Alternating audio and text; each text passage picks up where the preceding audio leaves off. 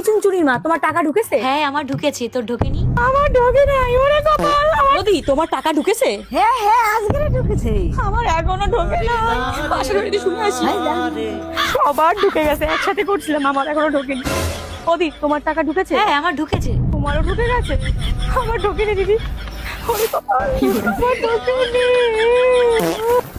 বৌদি, তোমার টাকা ঢুকেছে? হ্যাঁ আমার তো ঢুকে গেছে।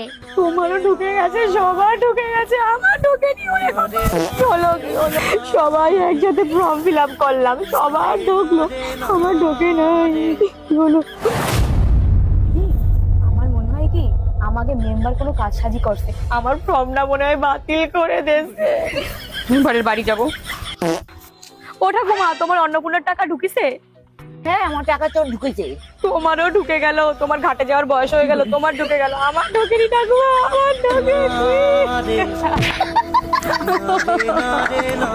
ঢোকেনি, আমার সবার ঢুকে গেছে, আমার ঢোকেনি।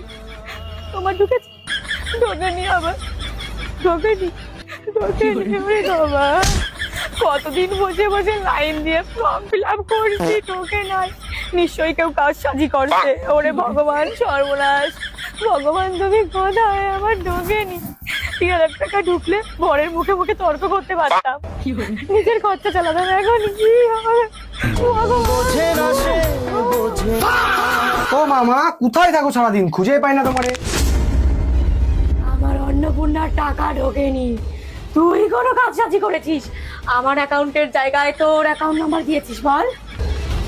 না না, আমি কিছু করিনি। তুই কিছু করেছিস? আমি কিছু জানি না। ইস, তোর-